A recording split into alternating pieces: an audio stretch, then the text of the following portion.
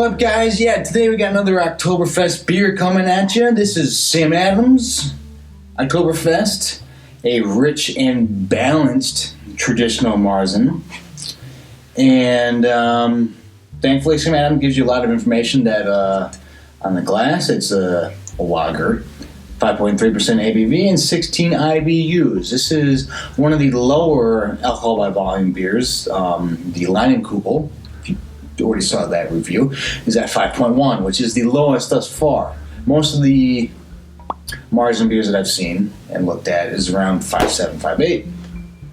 So 0.5% down. If that matters to you, keep it in mind. But Sam Adams, is one of the kind of leading the charge for releasing their Oktoberfest early. I personally like when I can never remember if Sam Adams is a twist off or not. I like it when these places release the beers, their Oktoberfest beers in the middle of August. I think that is the prime time for that because that gives you about 6 weeks to drink as many Oktoberfest beers as you can before all the fall beers take over. Because if you wait, some of those breweries are going to wait until early middle of September to release them. And by then it might be too late. But that poured out thicker than I was thinking. This is one of the darker Oktoberfest beers thus far that I've had. There was definitely some thickness to it when I poured it. It was a little cough syrupy. But we'll see what that means.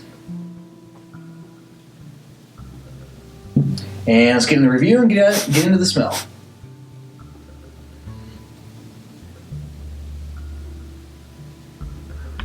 There's not a lot of aroma to this one.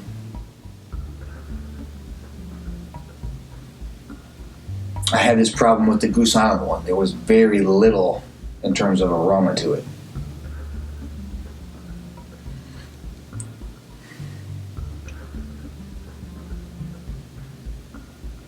You have like a very, very faint hint of the barley in it, but there's not a lot of aroma. Which, granted, if you're just drinking straight out of the bottle, you're not going to be shoving your nose into it. So, for the average drinker, that's probably not a thing. And let's face it, we might smell it initially at the place at a lot of breweries. One thing that's always kind of stuck with me is, so I have one of the Michael Jackson Beer Hunter books, it's like yay thick. It's all just kind of pictures of different beers.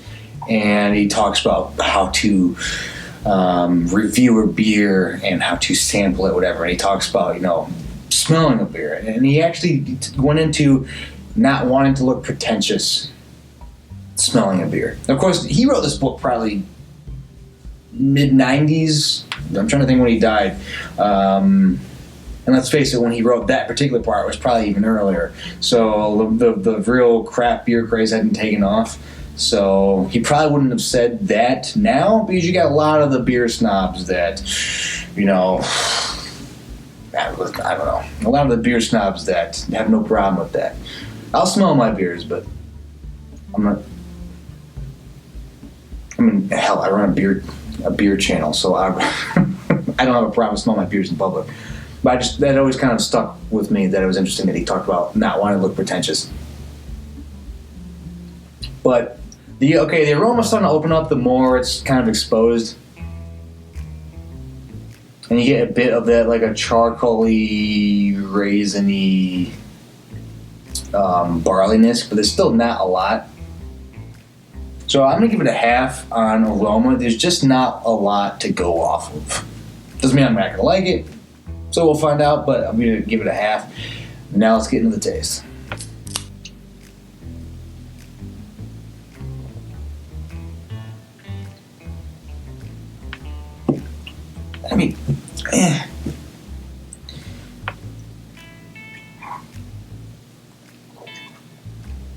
It's kind of, everything's just kind of mushed together. It's It doesn't have like the barley like whip on your tongue, which is, I like that. That part is a little more rounded, but nothing really stands out. There's not like, yeah, there's not a heavy charcoaly nutty taste to it. There's a little bit there, but not a lot. It's just very muddled together.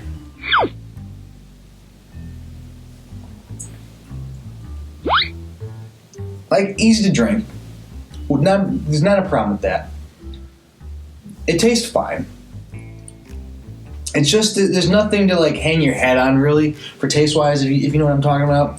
There's nothing that's like where you're like, oh, that's interesting. Like, oh, it's like that. It's like when you hear like certain a song or something. Usually this happens more with like a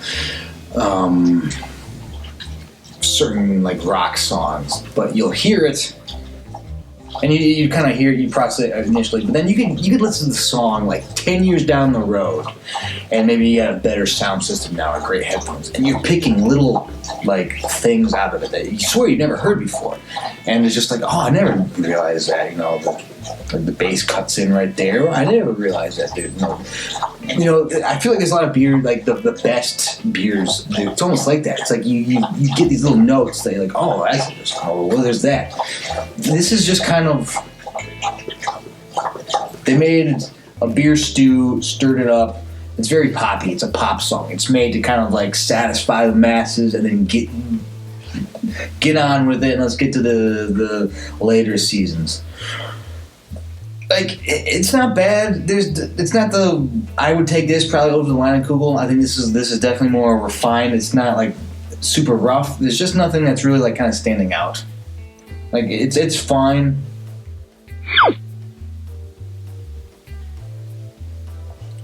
It doesn't taste bad. I'd take this over the Brooklyn Brewery one that I had. I think this one, I mean, it tastes, so far I'd probably say run of the middle of the pack, Oktoberfest. Which, I mean, you know, it's cheap, it's $1.79, but I mean, none of the Oktoberfest beers I've had so far are crazy expensive. So I mean, the difference is 20 cents, 40 cents a bottle. So it's not, you're not going broke with that. But it's just, I don't know. It's tasting more like, it's leaning almost more towards a British strong ale without that heavy like barley taste to it. I feel like it's tasting more like a British, like a British rendition of a German beer. That's kind of more what I'm getting than, especially with that thicker. It poured a little thicker. It does, I mean, I don't really get that in my tongue, but there's just something about it that reminds me of some of the British ales kind of thing. So I'll give it a half piece. It's not like a terrible tasting beer. It's definitely, you get a 6-pack, and especially the good thing about the end of the season when when Sam Adams starts switching out, you can often get like the remaining 6-packs of Sam Adams for dirt cheap. Like, I think last year I got a 6-pack of Oktoberfest. It was like $3 or $4 because they were just trying to move it out so they could bring in the next flock of Sam Adams beers. So this is one of those you could wait on. You don't need to drink it for Oktoberfest because there's better beers. But if you want to just wait until the end of the season and get it for dirt cheap, I mean, this is a $4 6-pack of this. Now that's a deal, absolutely. But I'll give it a half. It's just not. It's fine. You can do worse, but it is the. There's just nothing really stands out with the taste. All right, next category is value for price. And like I said, it was $1.79 for single. I'll recommend it for that. I mean, anything under $2, yeah, I don't really have to think about it. So yeah, I'll recommend it for that price.